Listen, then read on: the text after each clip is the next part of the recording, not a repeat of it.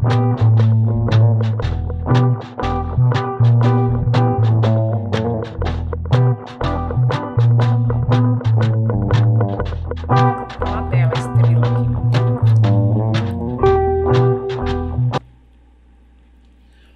noite! Hoje nós chegamos aí com várias notícias, vários assuntos para ser discutido. Chegamos também aí no mês das mulheres. Não acabou, né? Porque vai até dia 31. Aliás, nós mulheres 360 dias, né? 65. Isso. 365 dias no ano somos mulheres. E para homenagear as mulheres, a gente trouxe nada mais, nada menos que a nossa querida secretária de Turismo, Abastecimento e Agronegócio. Gente, uma pasta já é difícil. Essa mulher está, assim, gestora de 3 pastas na Prefeitura Municipal de Jundiaí.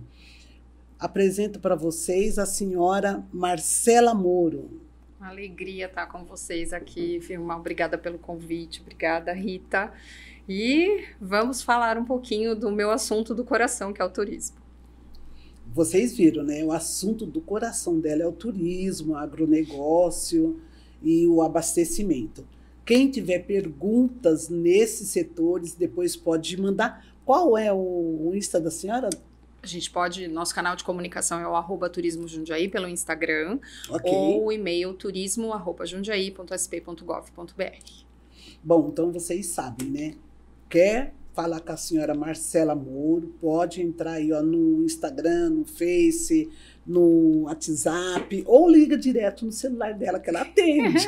Atendo mesmo. Boa noite, senhora Rita. Oi, boa noite, Vilma. Boa noite, a senhora Marcela Moro, e boa noite a todos. É um prazer e uma honra estar com a senhora Marcela Moro hoje aqui, né? Nossa secretária de Turismo, Agronegócio e Abastecimento de Jundiaí, essa cidade maravilhosa, que é o 2º melhor lugar do Brasil para se viver, hein? Vamos perguntar para ela de Jundiaí. Senhora Marcela, me conta um pouquinho da senhora. Bem, a Marcela chegou em Jundiaí há 24 anos, quase 25 anos já aqui na cidade. É uma cidade que eu escolhi por conta da qualidade de vida, por conta das características dessa cidade, que é uma cidade de fato incrível. É a 7ª maior economia do estado, uma das maiores do Brasil, supera inclusive várias capitais, um índice de qualidade de vida incrível, 2ª melhor cidade do país para se morar. O que falar de Jundiaí? Eu brinco que eu converso 5 minutos com as pessoas e eu convenço elas a mudarem para cá. Então, senhora Rita, a senhora viu, né? Depois aí do programa, a senhora vai ter que mudar para Jundiaí. Quase mudando. Antes de eu conhecer a Marcela, eu estava quase vindo para cá. Agora eu acho que eu vou acabar vindo para cá. Então, senhora Marcela, a gente tem algumas perguntas para estar fazendo e gostaríamos também que a senhora ficasse à vontade, que a casa é da senhora, porque eu vou confessar uma coisa para a senhora. Hotelaria Brasil, quando já estava no sonho, né, para eu abrir, fazer e acontecer. Resumindo, eu fiquei pensando na onde que eu vou abrir. Como eu moro em Jundiaí, Jundiaí ganhou esse prêmio, ganhou esse presente. Né, de ter esse programa voltado para os empresários, para os investidores, os profissionais, gestores, que é Hotelaria Brasil. Como a senhora se sente sendo a primeira gestora do setor de turismo, abastecimento e agronegócio, vindo para o programa Hotelaria Brasil, que foi inaugurado aqui dentro no dia 27 de janeiro desse ano? Bem, são vários presentes, né, Vilma? São vários presentes. Eu acho que é uma honra estar aqui com vocês, é uma honra ocupar esse espaço, que historicamente foi um espaço masculino. Eu acho que estamos no mês da mulher, então nada melhor do que a gente valorizar o trabalho incrível que toda mulher faz. Né? Nós somos fortes, somos inteligentes e a gente pode estar onde quisermos e a gente deve lutar para isso. Então é uma grande alegria estar aqui com vocês, falando sobre turismo, falando sobre agronegócio, falando sobre abastecimento, que são áreas que se conversam muito aqui dentro de Jundiaí. É por isso até que a gente tem uma pasta múltipla, né? As pessoas me perguntam, mas qual é a integração? Bem, o nosso turismo, É predominantemente rural. Hoje nós temos 85 empreendimentos de turismo rural na cidade, eles estão divididos em 10 rotas turísticas.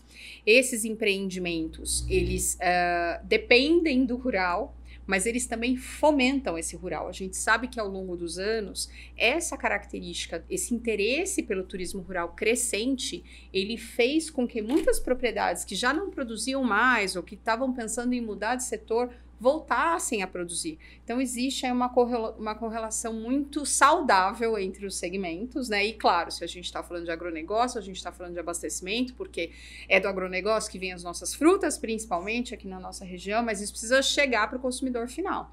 E aí entra o abastecimento para fazer esse trabalho. Ah, é separado, não é todo... juntos? Juntos, mas separados. Na verdade, são 3 departamentos dentro da unidade de gestão. Ai, que ótimo, ótimo. Senhora Rita, quer ler o currículo da senhora Marcela, por favor? Vamos lá, então, né? Vamos falar sobre o currículo dessa grande mulher aqui. Deixa eu colocar o som. Grande mesmo. Olha, é uma honra. E para vocês terem ideia, antes da gestora, a senhora Marcela Moro, ir para essa pasta, era ocupada só por homens. Ela também é a primeira mulher a ocupar essa pasta dentro da gestão do município de Jundiaí. Vamos lá? Pessoal, vocês vão conhecer um pouco da senhora Marcela Moro, que é turismóloga, mestre em comunicação com 27 anos de experiência em turismo, hein? Especialmente em gestão pública. Foi diretora de turismo de Jundiaí entre 2013 e 2024, liderando projetos como a reestruturação da Festa da Uva, a criação das rotas turísticas, os programas de Jundiaí, feito à mão, Sabores de Jundiaí. Olha que currículo maravilhoso, hein, Vilma? Muito, muito bom mesmo. Falando em Festa da Uva, veio turista de todo lugar que nós ficamos sabendo, né? Sem dúvida. A senhora Rita teve entrevistando, até depois no segundo bloco nós vamos falar, para São José, e foi assim, você é de Jundiaí da Festa da Uva. O pessoal lembra a gente pela Festa da Uva. Como a Festa da Uva. Porque Jundiaí é a terra da uva, né? Então, nada mais justo do que a gente ser reconhecido. Foi uma festa incrível, foi uma festa de recordes. A gente bateu, de fato, recorde de público, um crescimento de 30% do número de visitantes de 2024 para 2025, né? A gente chegou a 314.109 visitantes aqui na nossa cidade, com muito orgulho. Foram turistas de 418 cidades, todos os estados do Brasil e 19 países esse ano. E a gente fica muito feliz porque a cidade, ela de fato reconhece a importância da uva, né? É a terra da uva, de fato. A gente agora tem a indicação geográfica da uva Niágara Rosada, da mesma forma que você tem a indicação geográfica do queijo da canastra ou dos vinhos da região do Vale dos Vinhedos, agora a gente tem a indicação geográfica da uva Niágara Rosada. E foi por conta da Niágara Rosada que nasceu a Festa da Uva de Jundiaí. Em 1933, eu gosto muito de contar essa história. Por favor. Em 1933, aconteceu aqui em Jundiaí um milagre, né? A uva Niágara é uma uva de origem americana, da região do Niágara. Essa fotinha que vocês estão vendo aí, ó. Essa é a uva Niágara. Mas até 1933, ela só existia na variedade branca, que é essa com as bagas verdes, que estavam a aparecer, que é essa com as bagas verdes. Em 1933, aconteceu aqui no bairro do Traviú uma mutação genética espontânea.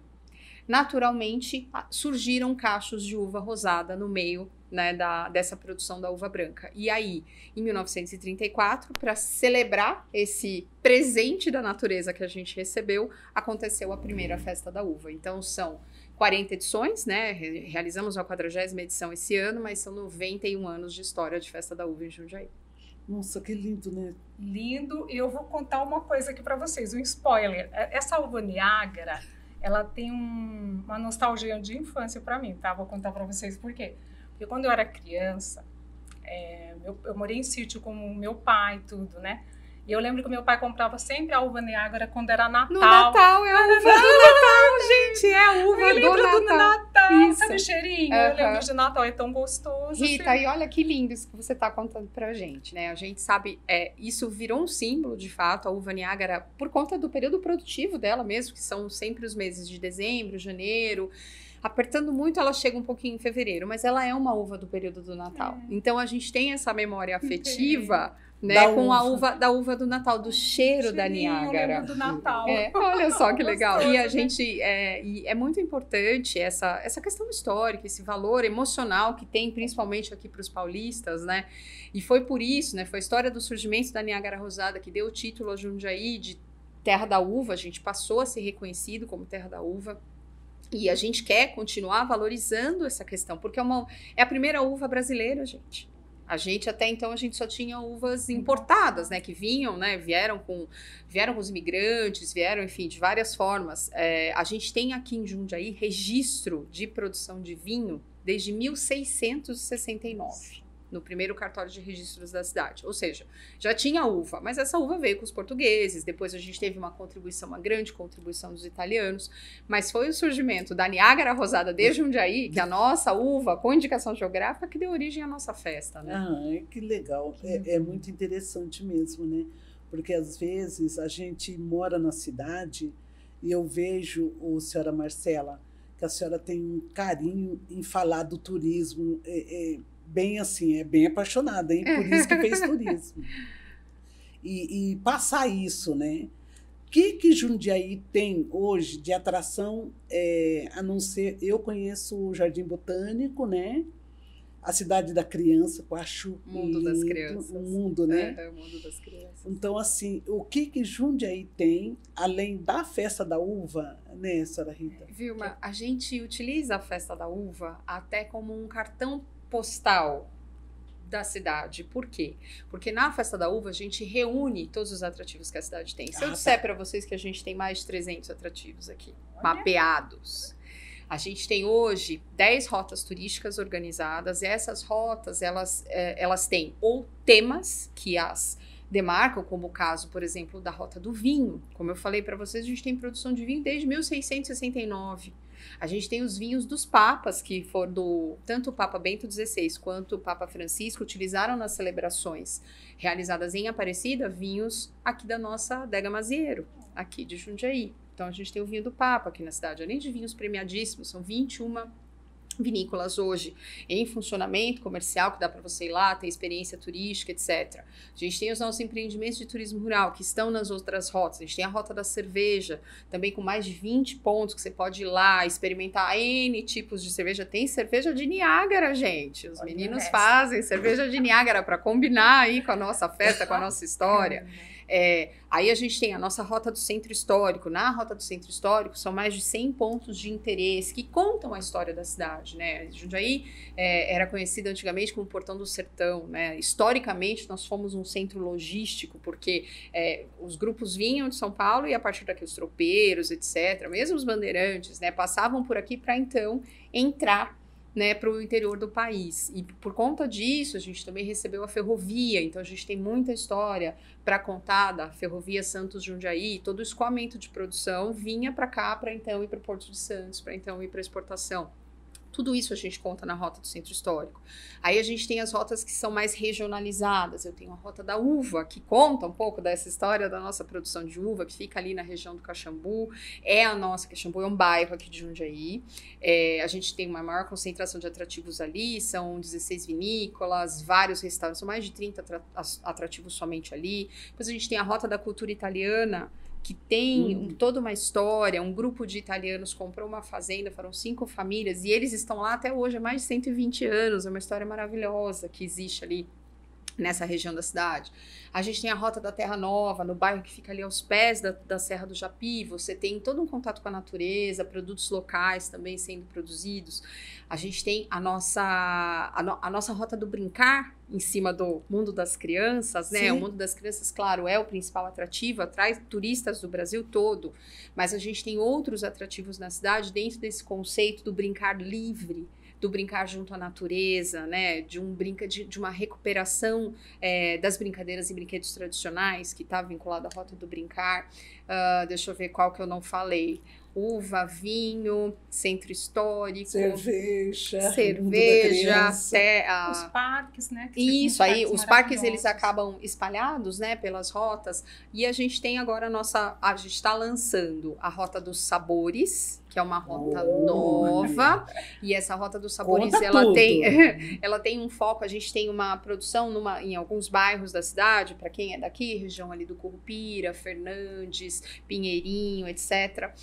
Tem uma concentração bastante grande de opções gastronômicas, de produtores artesanais, tem produção de frutas vermelhas, tem café da manhã rural, tem restaurante, tem vinícola, então a gente está reunindo esse pessoal, e é uma região que tem muito cicloturismo. Então a gente quer trabalhar essa questão desses sabores, né, como opção para esses cicloturistas. E a nossa rota mais novinha, que essa já está lançada, que é a nossa rota afro, porque a gente conta muito a história de Jundiaí a partir de uma ótica do imigrante italiano, né? Jundiaí recebeu o primeiro núcleo colonial no Brasil. O núcleo colonial Barão de Jundiaí foi o primeiro núcleo colonial oficial do Brasil. Então, a partir da década de 80, 90 do século XIX, a gente passou a receber muitos imigrantes. Mas a história de Jundiaí não começa com a imigração italiana. A história de Jundiaí é muito mais antiga. E a gente quer recontar essa história da importância da comunidade negra, como é que eles contribuíram com a cidade. A gente quer vencer esse racismo estrutural que a gente sabe que existe. Um trabalho sistematizado de apagamento dessa história, a gente quer exatamente ir na contramão disso e contar essa história e valorizar a presença do negro, do indígena, enfim. E, claro, dos afrodescendentes que estão aqui hoje e que são a força da nossa cidade. Então, a gente tem todo esse trabalho aí em andamento e com muito atrativo, muita variedade, muita coisa para fazer. Coisa linda, nossa. Lindo. E empreendimentos, investimentos, hoteleiro. A senhora acha que está faltando? Eu achei muito assertivo. A gente está, né, no programa Hotelaria Brasil aqui com vocês. A gente tem uma hotelaria hoje em Jundiaí que é bastante diversificada, mas a gente ainda tem lacunas e espaço para investimento, né? Os nossos hotéis, eles são hotéis focados no turismo de negócios, né? Os que a gente tem hoje. Temos hotéis de rede, etc. Mas a gente ainda tem duas lacunas que a gente precisa ocupar no sentido de potencial para investimento. A gente não tem um hotel 5 estrelas na cidade. E isso faz bastante falta, considerando os eventos que são realizados, considerando o nosso distrito industrial. Jundiaí é uma cidade que tem mais de 700 indústrias, mais de 100 multinacionais, e isso faz falta para atender a esse público. E a gente também tem uma segunda lacuna, e essa me dói o coração dizer. A gente não tem hotelaria rural. Eu tenho 85 empreendimentos de turismo rural hoje, e eu não tenho uma pousada, eu não tenho um hotel fazenda, eu não tenho uma fazenda hotel, eu não tenho nada. Então, o que acontece, né? O turista vem para cá, hoje o turismo rural representa pra gente cerca de 80% do nosso fluxo. É muito, 75 mais ou menos por cento do fluxo turístico de Jundiaí está vinculado ao turismo rural. Só que esse turista, ele se hospeda na cidade. Entendeu? Ele tem que se hospedar ali na Avenida 9 de Julho, que é a nossa avenida principal, né? Onde tem uma hotelaria forte. Então, a gente tem espaço e a gente tem procura.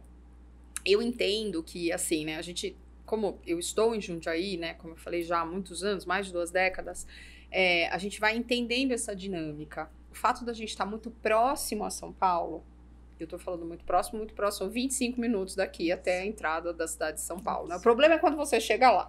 Mas a gente está muito próximo, o nosso sistema rodoviário, nossas vias de acesso são excelentes. Então, eu entendo que é muito mais fácil, muitas vezes, né, para a gente receber esse visitante que vem e volta no mesmo dia e que talvez não queira se hospedar.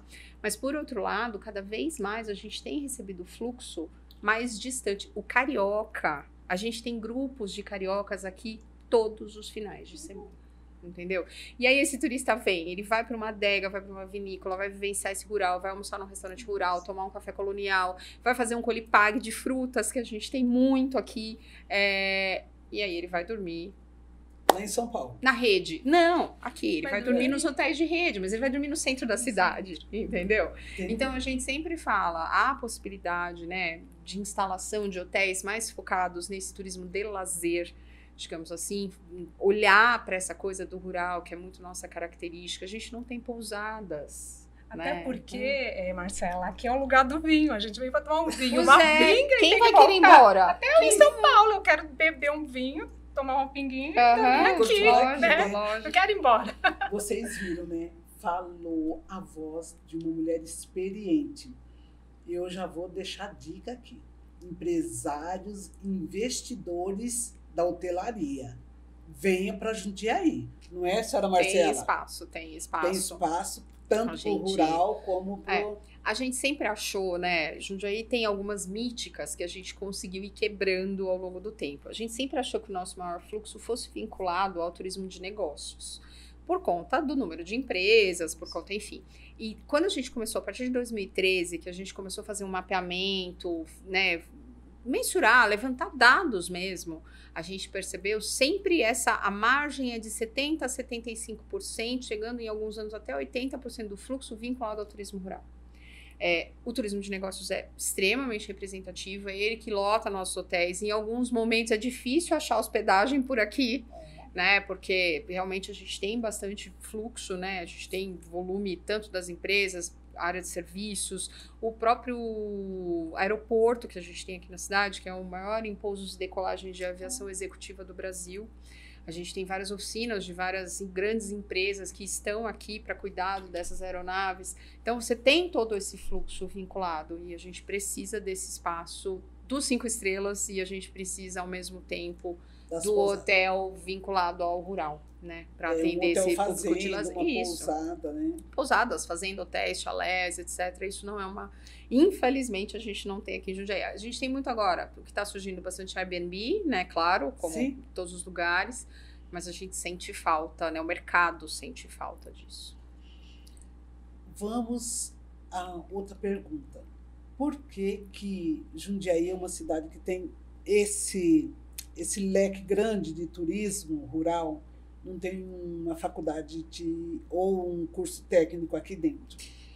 Ai, vai ser uma discussão bem mais ampla do que olhar só para Jundiaí, né? Infelizmente, né, a gente teve um boom dos cursos de turismo. Eu lecionei 20 anos, né, em faculdades de turismo, cursos superiores. Aqui em Jundiaí? Em Jundiaí, em Campinas, em São Paulo, eu rodei bastante dando aula. Mas infelizmente, o curso de turismo, ele vem perdendo a importância, né? A gente teve o ápice dos cursos na década de 90, eu nem saberia te dizer exatamente quantos cursos nós tivemos naquela época, eram muitos, eram centenas, e isso, infelizmente, vem perdendo força com o tempo, né? Por uma questão de falta de interesse das pessoas em estudar turismo. E aí são tantos fatores envolvidos nisso, né? É uma questão de remuneração. Infelizmente, o turismo não é uma área que paga bem. A gente tem a questão também de que muitos empreendedores acabam optando pelo profissional sem formação, então a gente precisaria de algum tipo de regulamentação na área para incentivar a contratação desses profissionais. Eu, né, nos quase 20 anos aí, pouquinho mais de 20 anos dando aula, eu formei milhares de turismólogos. E onde estão esses turismólogos hoje?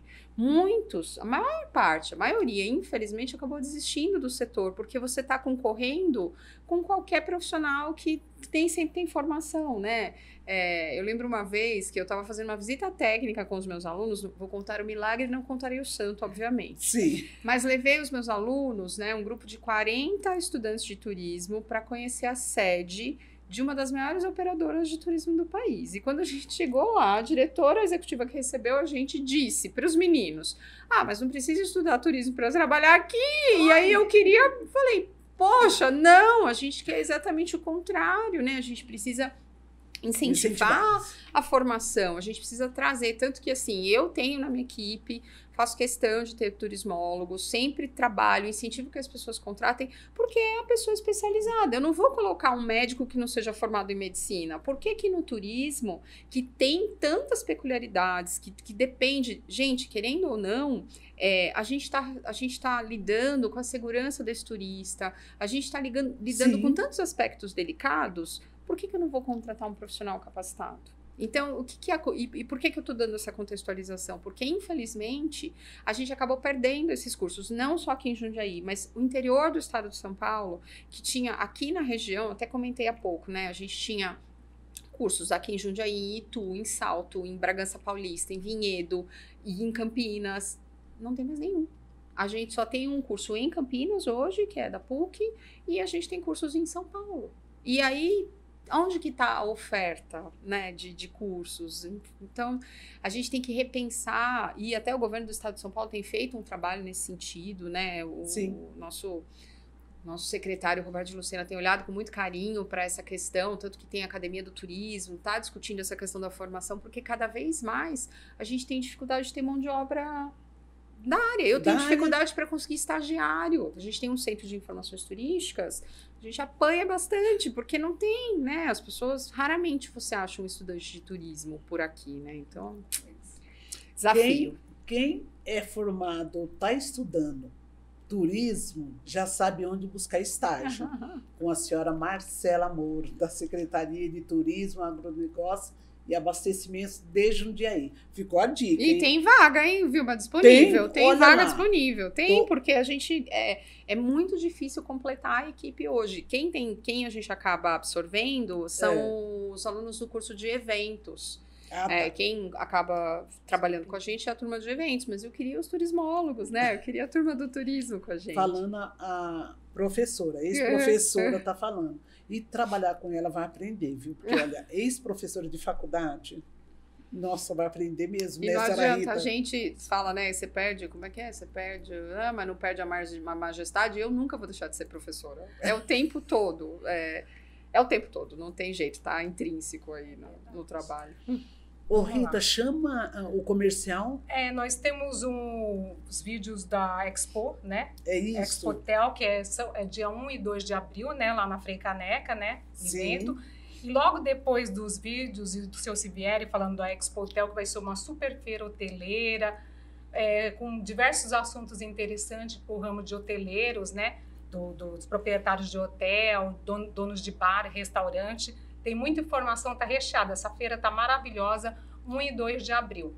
E depois disso, no segundo bloco, como a Marcela também é da pasta do agronegócio, porque até onde eu sei, né, Marcela, o agronegócio é uma mola propulsora que movimenta o turismo aqui em Jundiaí. Sem dúvida. Então, no segundo bloco, a gente vai trazer um agricultor aqui, nato, que é agricultor hoje por paixão, né? Ele foi agricultor, depois ele foi para a doméstica, mas ele tem a paixão por agricultura no sangue, ali no coração, né? Porque quem ama a agricultura ama, né? Então a gente vai rodar os vídeos, né, da Expotel. Sim. E depois no segundo bloco vocês vão estar com ele, Sim. ok? E não se esqueçam que na feira, abertura no estande da Hotelaria Brasil, vai estar a nossa secretária de turismo, a senhora Marcela, lá interagindo com a gente,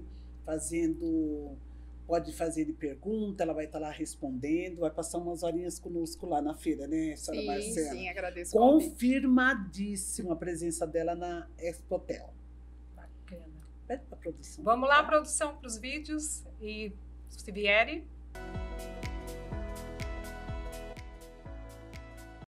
Programa Hotelaria Brasil, trazendo sempre novidades. A nossa Rita Giannini, Vilma Nicolau, estou trazendo hoje um assunto que eu acho bastante importante, viu? Inclusive lá na Expotel, que é 1 e 2 de abril, agora próximo, você pode visitar a feira, você pode inclusive se credenciar em expotel.com.br. Você faz o credenciamento, você imprime o crachá na sua própria impressora, ou então você imprime na hora, digitando o seu CPF. Mas o assunto que eu queria trazer hoje é a respeito de carro elétrico. Isso está virando uma grande encrenca, porque as garagens não foram preparadas para carregar carro. As garagens foram preparadas para ter iluminação apenas. E a partir do momento que você começa a pegar carregamento de carro, carregar o carro na instalação elétrica da garagem, simplesmente você está conseguindo esquentar os fios, porque ele puxa muita energia. E na hora que você fizer isso, você tem um perigo grande de incêndio. Então, primeiro, não instale carro elétrico na rede da garagem. Não dá para fazer isso. Segundo, você tem que puxar direto do relógio. E que tipo de instalação você vai fazer? Existem basicamente dois tipos de instalação. Uma instalação rápida, onde o carro vai carregar a bateria em 2, 3 horas, ou instalação lenta, onde o carro vai demorar 8, 10 horas para carregar. Qual é a recomendação dos profissionais? E por que que existe essa recomendação? Porque carro elétrico, quando pega fogo, não apaga. A bateria de lítio, ela vai queimar inteira até o final, enquanto tiver fogo. Então, não adianta jogar água, não adianta jogar pó químico, não adianta jogar CO2, não apaga. Então, ela só vai apagar quando acabar de queimar o carro inteiro. Agora, você imagina um carro pegando fogo dentro da sua garagem ou no seu pátio de estacionamento, com todos os outros carros em volta. É uma encrenca. Então, você não pode ter a carga rápida. A recomendação, use carga lenta. Poxa, mas demora 10 horas para carregar o carro? Demora. Agora, o seu hóspede, quando chega à noite, depois do jantar, ele pode espetar o carro dele na sua tomada e ele só vai sair do hotel depois do café da manhã do dia seguinte. Então, o carro vai ficar 9, 10 horas lá na sua garagem. Então, ele vai carregar de qualquer jeito que precisa. E carregar em carga lenta. Numa tomada 220 ou 110, uma tomada comum, uma tomada de 20 amperes. Agora, não é uma tomada exatamente comum, é uma tomada com um sistema de compensação de energia. O que significa isso? Você tem uma energia sendo ofertada para aquele carro. E essa energia está sendo puxada direto da sua caixa, não da instalação da garagem. Puxa direto da caixa. Então, você tem a energia sendo usada. Se houver algum pico de consumo no prédio, aquela tomada percebe isso e para de carregar o carro, para não esquentar o cabo e não esquentar o resto da energia do prédio. O que é um pico de energia? Por exemplo, um elevador, ele está parado, não está consumindo. A partir do momento que alguém aperta a chamada do elevador, ele precisa de energia para sair daquele estado parado e subir ou descer. E aí ele tem um pico de consumo. Esse pico de consumo, o carro não pode receber para não esquentar. Essa tomada e essas instalações especiais, você vai encontrar na Energy, com Y, energiespot.com.br. É uma empresa especializada nesse tipo de trabalho que vai poder fazer uma instalação bem feita, uma instalação sem risco de incêndio e uma instalação que vai fazer com que, inclusive, o consumo desse carro seja transferido para o próprio hóspede através do cartão de crédito. Então, você da hotelaria nem essa despesa teria. Então, esse é um sistema fácil, um sistema seguro e um sistema muito barato de fazer. Isso vai fazer com que você não instale aquelas tomadas grandes de instalação rápida, porque elas são perigosas para efeito de incêndio. Cuida disso. Vilma, esse é o recado de hoje. Rita trouxe essa ideia para vocês colocarem aqui no programa Hotelaria Brasil, que está indo muito bem. Parabéns para vocês. Senhora Marcela, esse daí é o Dr. José Roberto Vilieri, ele é o da Promo, é a empresa que está à frente de fazer essa feira que a senhora acabou de ser convidada, né? E já deu sim, que vai estar presente, né? Então, nessa feira da Expotel, é uma antes da Equipotel, que a senhora conhece também. Ela tem equipamentos, serviços, investidores. A senhora que quer buscar alguém para construir uma pousada aqui em Jundiaí ou um hotel fazenda, é agora. E aí eu tenho a pergunta para fazer e antes eu quero apresentar um agricultor de última hora. A senhora vai me perdoar que a gente pegou, porque eu falei, temos que levar a senhora Rita, um agricultor, porque ela também é da pasta de agronegócios. Mas a senhora já falou para nós que no próximo programa a senhora está trazendo quem foi homenageado, né? E conta para mim, antes do seu Roberto se apresentar, quando foi essa homenagem? A gente fez uma homenagem recente, agora relativa ao mês das mulheres, às nossas produtoras rurais e às nossas feirantes, né? A gente gosta de valorizar essa presença da mulher, a gente sabe da importância delas em todos os segmentos. A gente tem muita mulher produtora, muita mulher agricultora, muita mulher feirante, né, trabalhando muitas vezes diretamente com o público, trabalhando na produção, levantando 2 horas da manhã para estar na feira cedinho. Então, o que a gente quis foi valorizar essas mulheres, né? Então, a gente fez essa homenagem para elas, levou um pouco de cultura, de música, algumas falas importantes também com relação à segurança e à saúde da mulher. A gente está em 2025 e a gente continua tendo que discutir algumas coisas que são importantes para as mulheres, né? Que talvez a gente não devesse mais precisar discutir, como a questão da violência contra as mulheres. E a gente traz, sim, para a pauta. A gente levou uma delegada, a gente levou a nossa representante da nossa Guarda Municipal também, da Delegacia da Mulher, porque a ideia é que a mulher também se sinta protegida, que ela saiba que ela pode ser o que ela quiser, que ela pode estar onde ela quiser, que ela pode fazer o que ela quiser, e ela precisa ser valorizada por isso. Então, essa foi a nossa proposta. Com certeza. Inclusive, senhora Marcela, no Dia das Mulheres, né, eu fui cumprimentar minha filha que estava fazendo um trabalho, que ela trabalha na delegacia de Louveira, né? E tinha esse movimento lá num parque Capivari, né? Sim, sim. E estava esse movimento, um stand que era direcionado à violência doméstica. Eu achei muito bonito, porque eu falei para minha filha, depois de 41 anos, minha filha discutindo o que 41 anos atrás a gente passava e tinha que ficar quietinha, né? Não, e ainda, infelizmente, Vilma, a gente ainda passa, né? A mulher ainda está muito suscetível. É um assunto delicado, é um assunto que não é agradável, é muito mais gostoso falar de turismo, né? Sim, sim. Mas a gente sabe, aqui em Jundiaí mesmo, quase 60% dos nossos empreendimentos turísticos, eles são conduzidos por mulheres. Então, foi nesse sentido que a gente fez essa homenagem, trouxe essas discussões para que as mulheres se sintam acolhidas, protegidas e saibam que elas são o centro do universo. Com certeza. Parabenizo a equipe da doutora Simone de Louveira, que eu estive lá e visitei toda a equipe dela. Assim, muito bacana o evento. E a da senhora também, porque eu me emocionei com esse trabalho voltado às mulheres.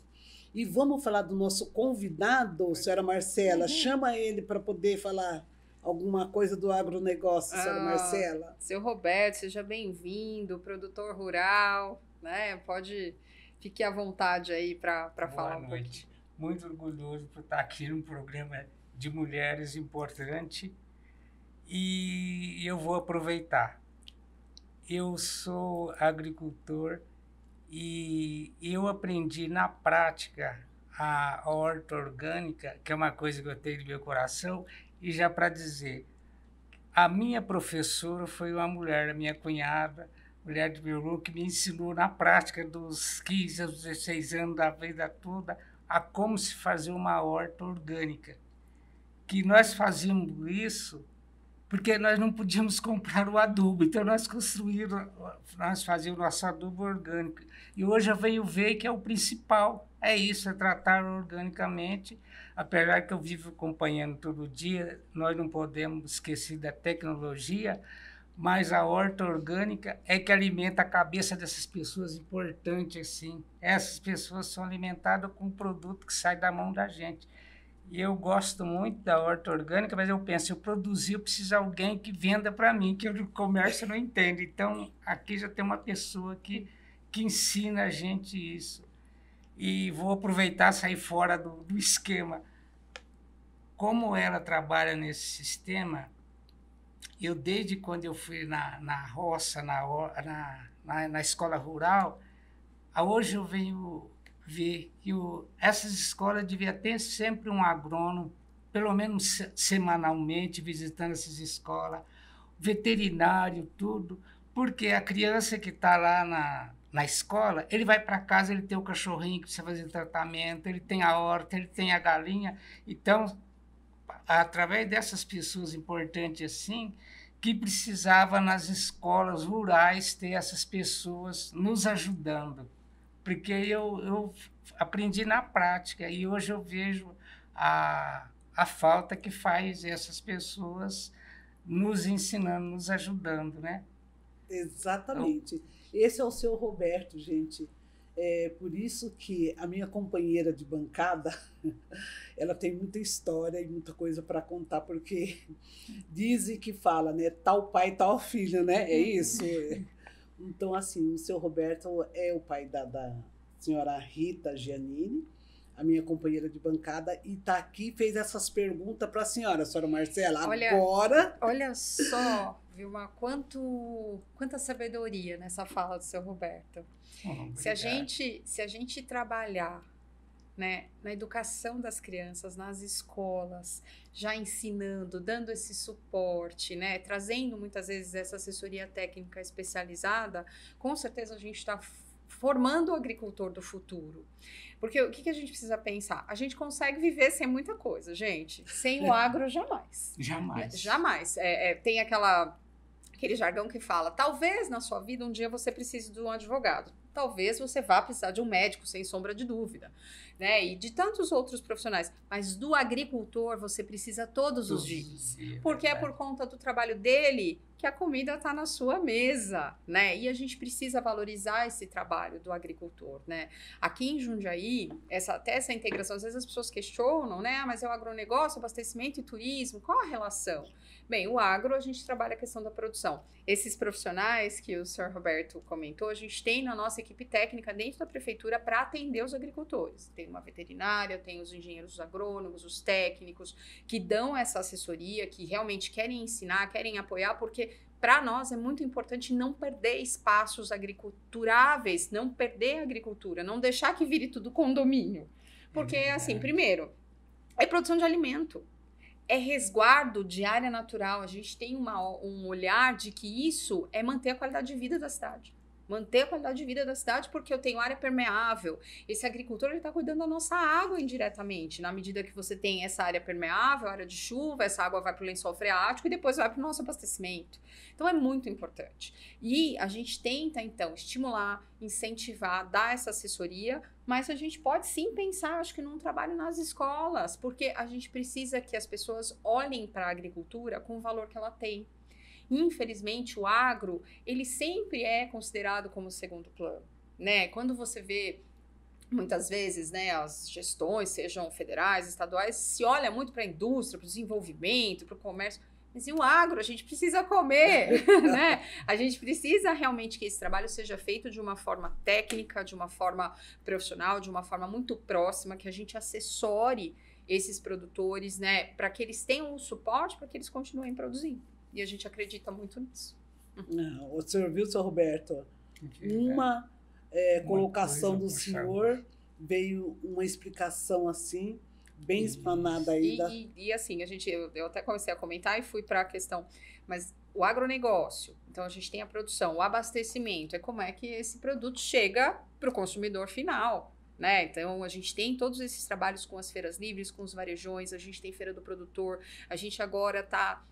Dentro dessa gestão, o nosso prefeito Gustavo Martinelli, ele olha com muito carinho para o agro e para o abastecimento, e para o turismo nem se fala, né? Mas com essa proposta da gente ter outros pontos de venda em que a gente tenha o agricultor vendendo direto para o consumidor final. Então, a gente tem pensado nas feiras de produtores. E, claro, aí o turismo rural, que vem também como uma forma de escoamento. A gente vê que muitas propriedades de turismo rural, quando elas começam, elas vão ensaiando, vendem um produtinho, mas com o passar do tempo, eu tenho cases de sucesso, casos de sucesso em que esse sítio, ele está vendendo 100% da produção dele para o turismo rural. Ele não precisa mandar para fora, ele não precisa mandar para os centros de distribuição. Ele vende ali. Pensa no valor agregado que isso tem. Às vezes ele vende 1 quilo de uva, R$2, R$3. Se ele está vendendo direto para o turista, ele vai vender a 8, 10. E para a gente, enquanto turista, o valor de você ir comprar direto do produtor, muitas vezes de você fazer um colipag. Quantas crianças nas grandes cidades já viram uma fruta no pé? Já foi lá e colheu a sua própria uva. Eu fiz colipag a semana passada com a minha filha de morango. A gente foi na produção de morango, colheu o moranguinho e levar para casa. Ela levou de lanche na escola, contou para os amiguinhos que foi ela que colheu. Então, assim, olha o valor disso tudo, culturalmente, né? É muito interessante, né? Porque realmente o que a senhora colocou, tem criança da cidade que não sabe. Que chama galinha de quinor, gente. Eu tive esse problema que eu estou procurando um sítio para ver se eu consigo comprar. E eu fui com o meu neto, que já tem 20 e tantos anos, e quando a pessoa dona do sítio deu para o meu genro, falou assim, ó, vai colher a mandioca para você.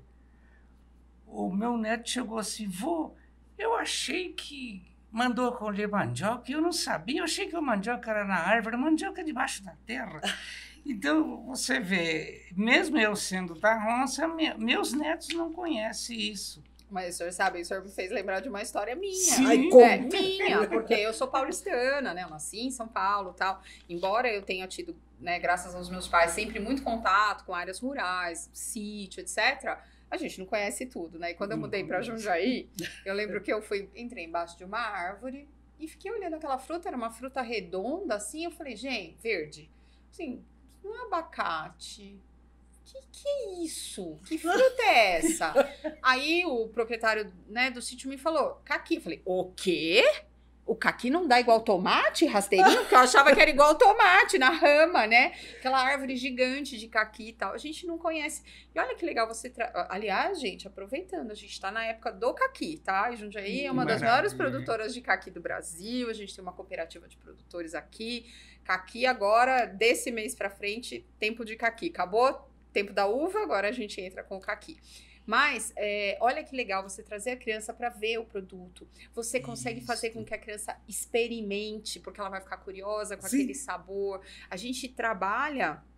Esses aspectos são aspectos pedagógicos, de você ensinar a criança a comer mais natural. E quando é orgânico, então, aí é sensacional, né? Livre de agrotóxicos e tal, que é uma tendência também. Cada vez mais as mães, né, elas procuram o que é melhor para os seus filhos. Sim. Porque, desculpa ter cortado, mas eu gostei de uma pessoa importante assim falando sobre isso, porque eu tenho uma neta fazenda veterinária, e eu tento entrar em contato com ela com isso, e como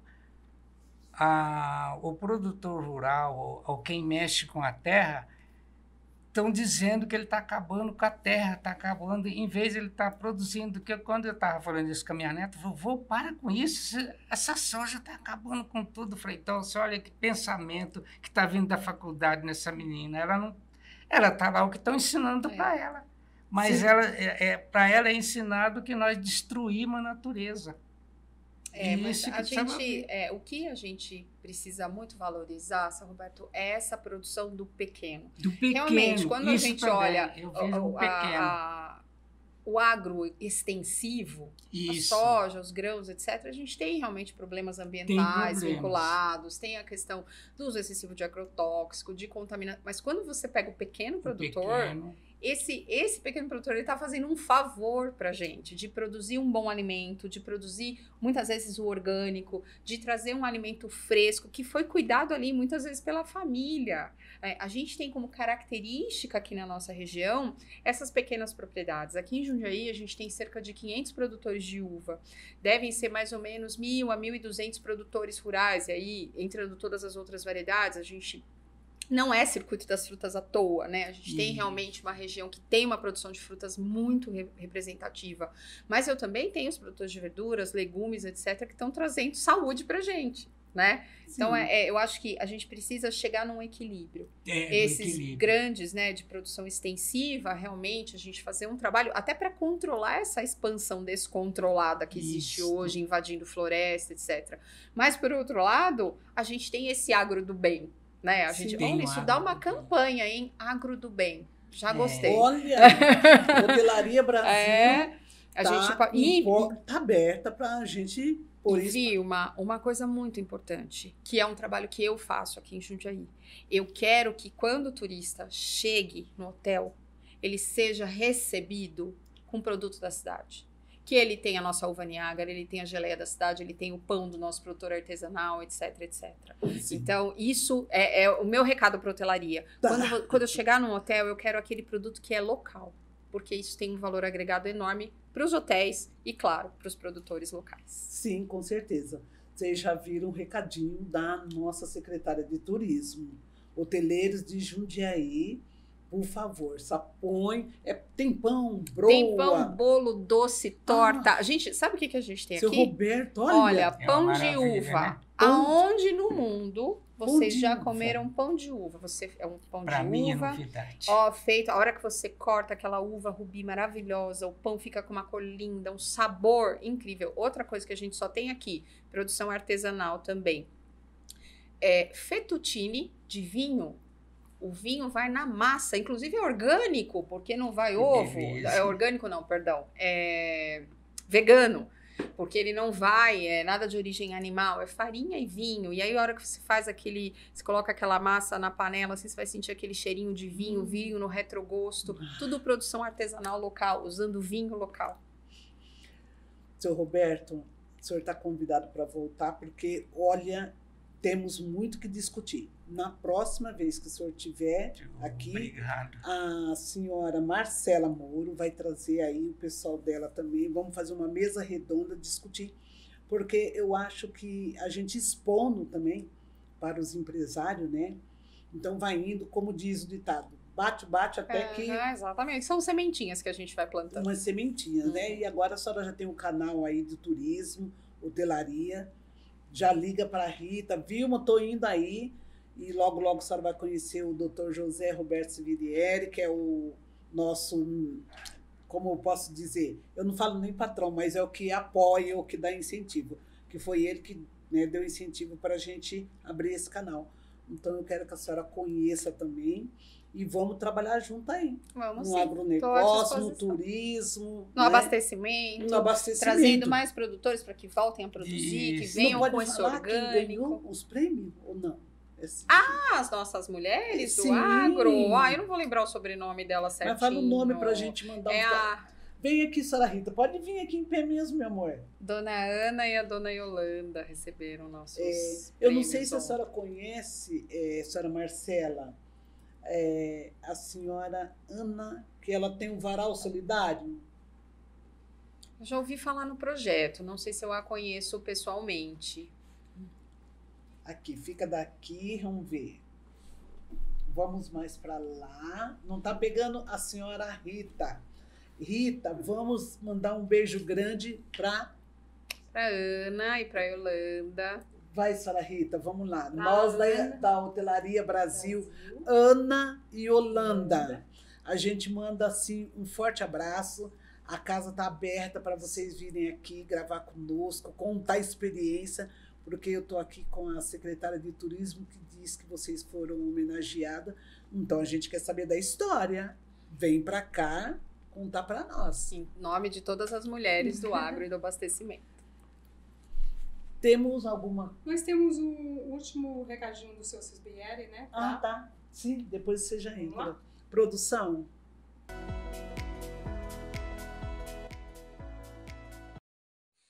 Vilma Nicolau e Rita Giannini. Esse programa Hotelaria Brasil está indo muito bem. Olha, eu tenho assistido, tenho mandado para as pessoas têm assistido, têm gostado muito.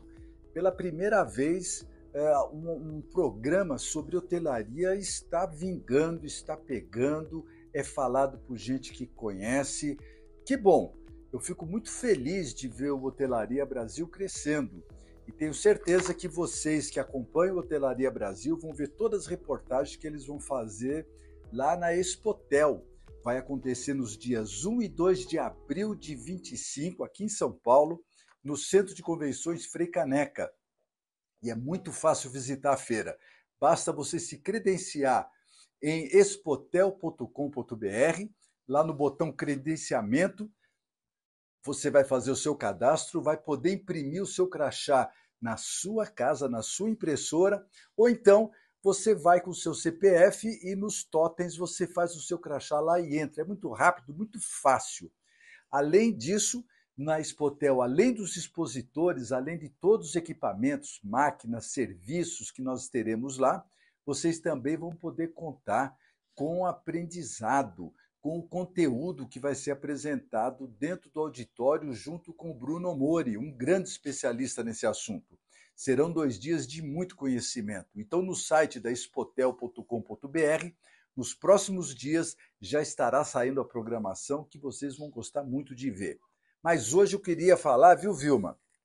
Trazer um assunto importante, que é o assunto que o visitante, a pessoa, o turista, a pessoa que vai se hospedar, que ela nota, enquanto ela está ali parada na entrada, ela está de olho na recepção, está de olho no teto, está de olho no balcão, está de olho no piso. E o piso, ele não pode estar sujo, ele não pode estar embaçado, ele não pode estar com problema. Você precisa ter um piso sempre bonito, sempre brilhante, sempre limpo, porque a primeira impressão é a que fica. E você, quando entra num hotel, você vê, começa a entrada pelo piso. E você, pelo piso, você vai vendo como é que o hotel tem a sua manutenção, como é que ele é cuidado. E tem uma empresa chamada Thames Deep Clean. A Thames, Thames, ela é especializada em tratamento de piso. Então, o que você imaginar na área de piso, todo o conceito de limpeza e de higienização, vocês vão conseguir com eles. Eles fazem um tratamento de piso, se precisar, limpeza de carpete, cuida dos sanitários, das cozinhas industriais, até limpeza pós-obra eles cuidam disso para fazer. E é muito fácil falar com eles. Basta você mandar um WhatsApp para 11 95 877 3978, 11 95 877 3978, ou mandar um e-mail para contato@tamesjlara.com.br, contato@tamesjlara.com.br, esse Tames é com TH, e vocês vão ter as informações de tratamento de piso. Um piso que esteja sempre brilhando é o objetivo, por exemplo, do shopping center. Vocês vão no shopping center, aquele piso está sempre limpo, sempre polido. E é assim que o seu hotel tem que estar. É assim que a sua recepção tem que estar. É assim que os quartos têm que estar.